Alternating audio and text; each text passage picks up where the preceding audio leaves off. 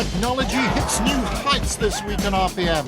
The Shell Donegal International Rally, when a world rally car makes history on the hills of Donegal. Enjoy the sensational Subaru and those that strive to stay with it over the next 30 minutes as we bask in the northwestern sunshine on the third round of the Shiba Computer's Irish Tarmac Rally Championship.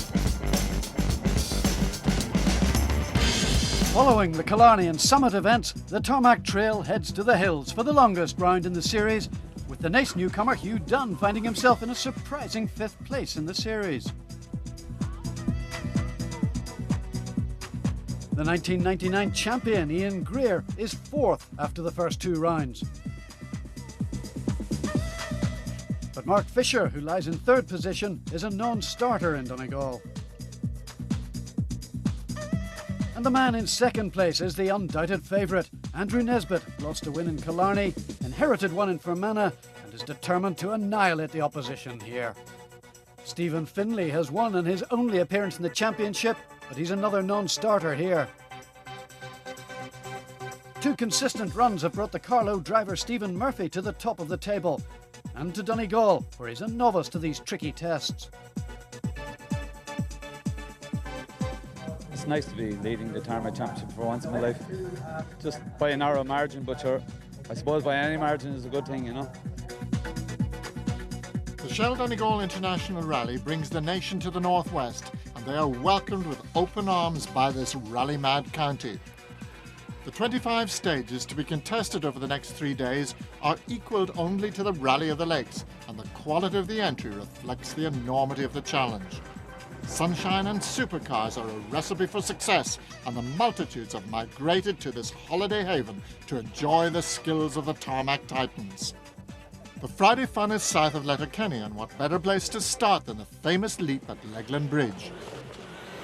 The 1999 winners James Cullen and Ellen Morgan are the first over, and they are also overcoming the demons of Slieve Rushen, where James had driven his Pirelli driver's centre Subaru into the ditch. James's exorcism is highly effective, and he's 2nd after 2 tests. Austin McHale and Brian Murphy are happier with their Aircon-Net Corolla, following some suspension changes. But as we can see from inside that Toyota, this little bombshell is still quite a handful.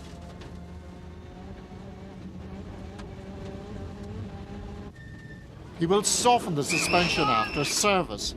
Austin is 4th fastest over the first 2 stages.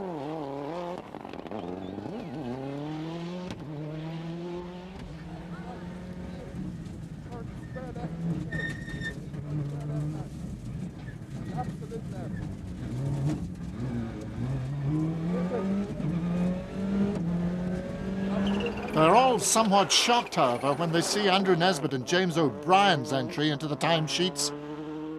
The Cuisine de France car is 14 seconds faster over Letterleague and 26 seconds out in front after Trusk Lock. The Tarmac champions are 5th fastest, and Ian Greer also intends to screw back his dampers on the Taranto de Paul GT4 at service to make the car a little less nervous over the bumps.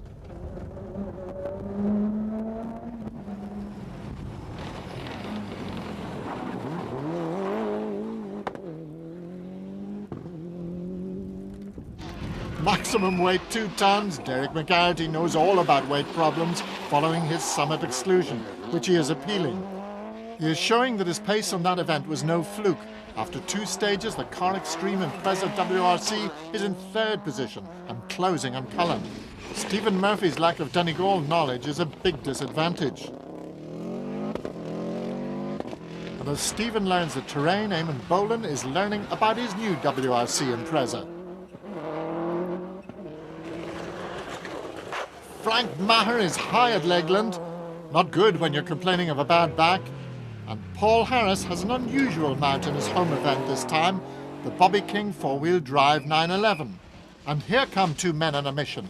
Daniel and Michael Doherty were the sensations of the Summit 2000 event, and the signs are that they will repeat their form on their home event. This is the other Donegal Doherty, Hugh Martin, with Mike Gibson on the pace notes.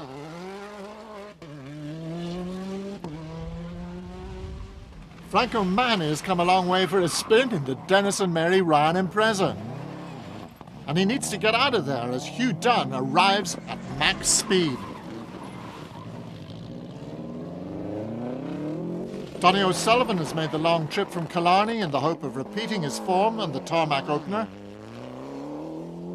And Niall McShay is back in the Saxo. Brendan Kelly's hopes of success in Group N are shattered when he's stranded for 4 minutes with an electrical problem, enabling Seamus Heron to leap spectacularly into the showroom lead. Seamus who? Stage 3, and the head scratching continues. The Armagh driver is now out in front by 34 seconds in the Subaru Ireland car.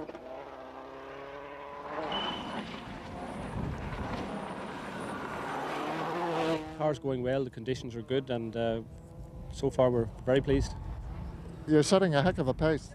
Yeah, the pace is quick, but there again, there's other cars coming up very quick as well today, and I'd say it's going to leave a good race tomorrow. The only man seemingly able to give Andrew a race is one of the other two WRC Impreza drivers, Derek McGarrity. The Belfast driver has poured on the coals to move up to second. Austin McHale makes it a World Rally Car trio up front, with the Toyota Ireland Corolla in third place. The TTE-built car is spectacular to watch. I suspect even Austin would prefer that his latest acquisition was not quite so tail-happy. It's more like rear-wheel drive than four-wheel drive.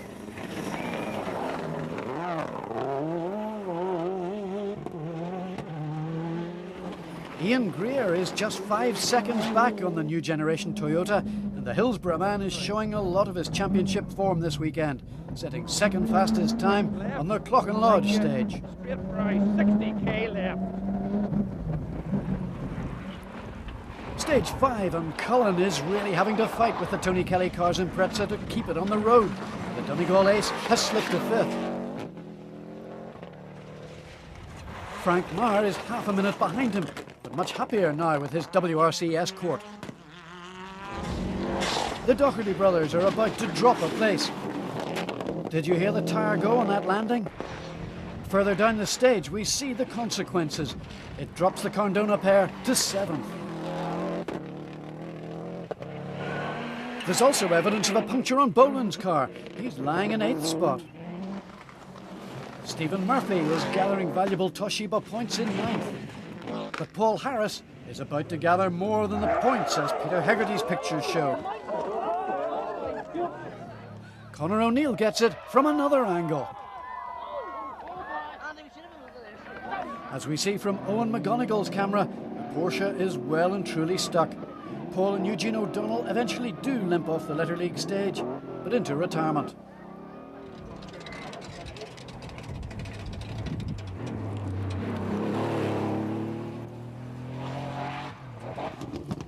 And they're not alone, as Ivan Stewart and Joe Friel, Niall McShay and Michael Orr,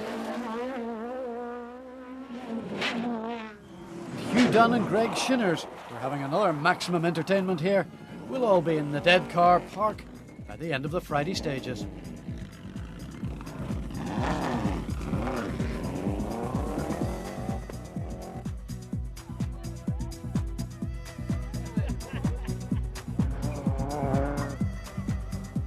And so to the fabulous first 4 as they return to Letterkenny after a particularly tough opening day. Austin McHale and Brian Murphy are in third equal place, but a staggering 1 minute 37 seconds behind the leader. James Cullen has fought his way back to third in what can be seen to be a fairly evil handling car. Derek McGarrity is 26 seconds ahead of this pair, but 1 minute 12 seconds behind the other WRC Impreza. And the Cuisine de France car has been fastest on all 8 of the Friday stages.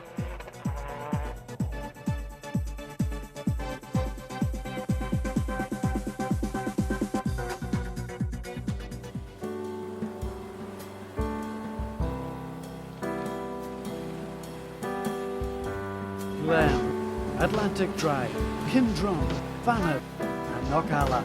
They're all on the menu for the second day of the Shell Donegal International Rally. A positive feast of rallying provided by Jerry Burke and his hard-working volunteers and the Donegal Motor Club. This is the big day, with 11 stages in the Downings, Milford and Thanet areas of the county, spread over 10 hours on the road. The fun starts at breakfast time in Glen Village, and there's no change in day 2. Andrew is quickest again. After the 4 morning stages, the Whistling Giant is over 2 minutes in front, and the ProDrive built Wonder Wagon, in the very capable hands of the twice Donegal International winner, has now been fastest on all 12 of the stages to date.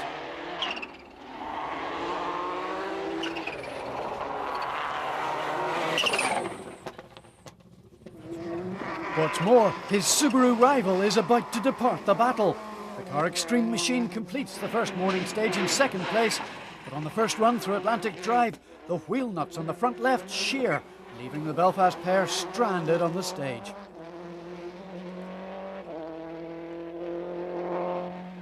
James Cullen is promoted to second in the Four Lanterns Group A car. The leader is out of reach, but James is now engaged in a mighty battle with the multiple tarmac champion Austin McHale. The nightmare of that Summit 2000 crash has been long forgotten. James has the advantage over his Toyota rival and Glenn, but Austin is a fraction faster each time on Atlantic Drive.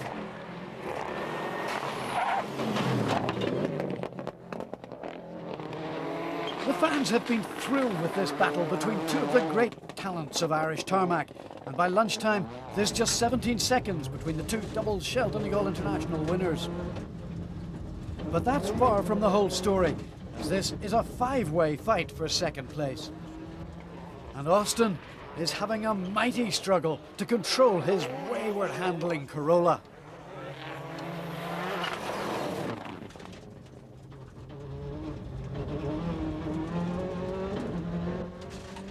Ian Greer is struggling to stay in touch over the morning tests. Here he and Dean Beckett pass McGarrity's stranded Subaru. They remain in fourth, but the gap has opened to 33 seconds by Milford. Frank Mark is a further half minute in arrears.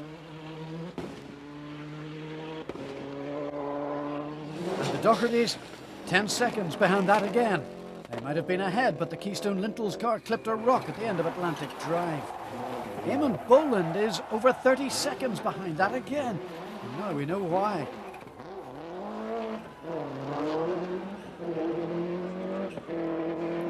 A deflating tyre gives Stephen Murphy the same problem at the same place, to everyone's enjoyment, except possibly Stephen.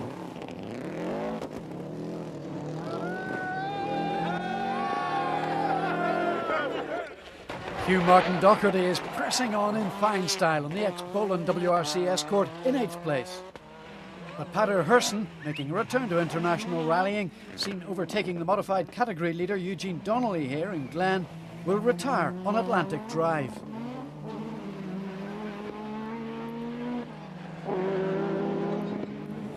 Eugene's BioClear teammate, Tony O'Sullivan, has climbed to 11th place. It's another good showing from the Killarney driver. Cahill Rogers won't make it to the end of the day. But Seamus Heron is making a big name for himself as he continues to lead Group N. Brendan Kelly is on a remarkable recovery, and the Davy Greer Motorsport car has now moved ahead of Wonder Woman Natalie Barrett.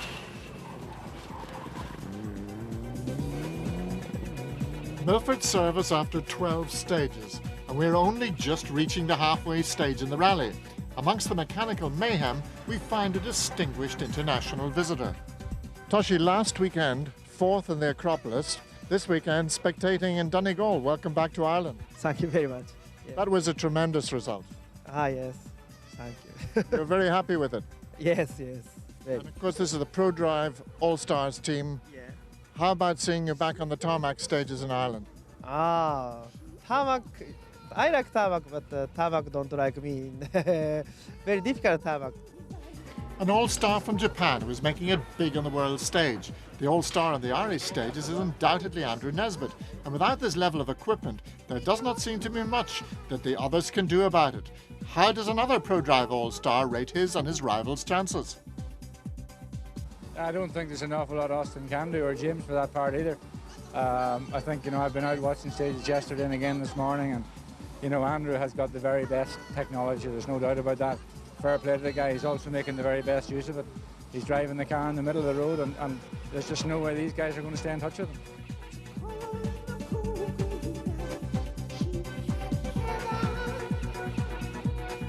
Well, the rally's only half over, as you know, and for me it's very hard to keep the concentration. I think the only thing is to continue maximum attack. So we're not going to see a half effort, we're going to see a full effort. Yeah, absolutely. And a full effort we get. The Nesbitt steamroller continues to flatten its Donegal opposition and to punch in those incredible stage times. 5 up on Kindrum, a further 5 on Fanet, and 5 again on Knockalla. This is domination like we have never previously witnessed in the Northwest. That's not to say that the others aren't trying. James Cullen is right on the limit in the Pirelli Drivers Club car. But his battle now is not with Andrew, but with the never-say-die McHale.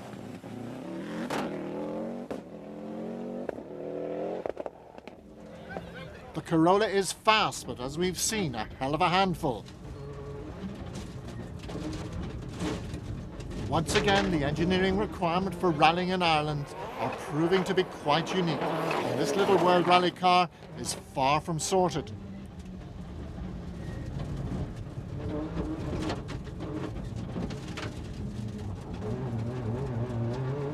That back end seems to have a mind of its own. Austin is having to risk everything to stay in the hunt. Next up is Knockalla, a daunting high-speed climb over the coast road, followed by the inland section through the high banks and trees. It's not been Austin's luckiest stage in the past.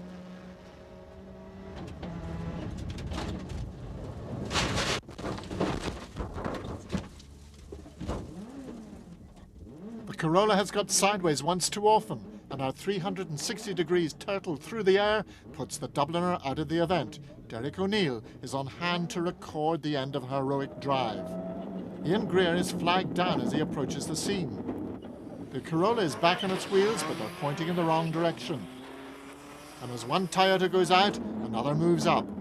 Ian is now third in the Celica, but it is far from a secure situation, with Maher and Daniel Doherty breathing down his neck. Tony O'Sullivan will also shortly crash out, and the Peugeot 106s that have been the thorn in the flesh to the sophisticated Formula 2 machinery this season are not having a good weekend. Rory Doyle and championship leader Max McQuillan have both hit problems.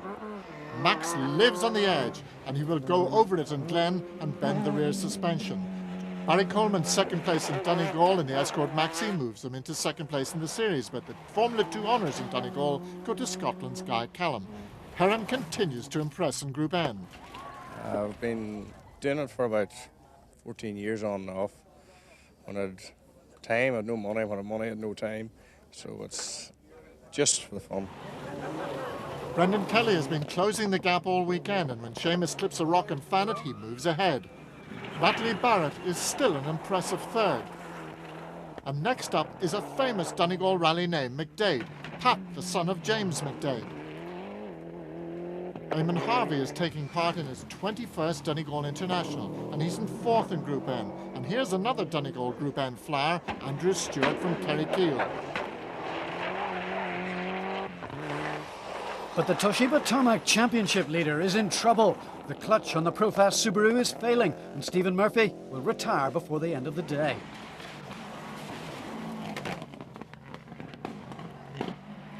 Hugh Martin Doherty, despite this puncture on Kindrum, moves up to 7th.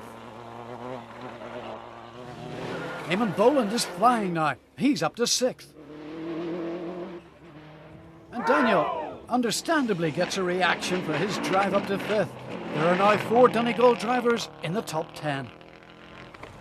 Frank Maher has that very experienced anchorman Dermot O'Gorman with him this weekend, and they have a 24-second advantage over the Dohertys. Ian Greer is just 12 seconds ahead of that. Only 41 seconds separate 3rd and 5th places. It's been a good day for last year's winner, James Cullen, but a repeat of his 1999 success is unlikely. Just compare the top 2 Subarus in this one section. Andrew's top left and James bottom right.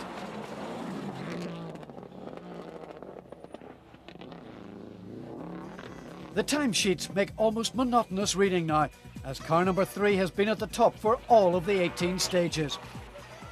With just 4 to go in Inishowen, we could be heading towards a most remarkable record as day 2 draws to a close.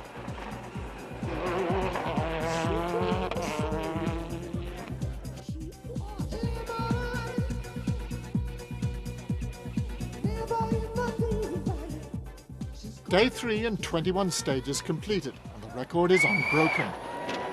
Number 3 is still at the top of the timesheets as we move into the Inishowen Oil sponsored stages.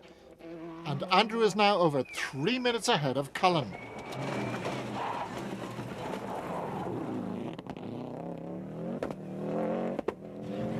The attention is on the battle for third, and Ian Greer is intent on widening the 12-second overnight gap between himself and Frank Maher. But under this kind of pressure, unpleasant things can happen.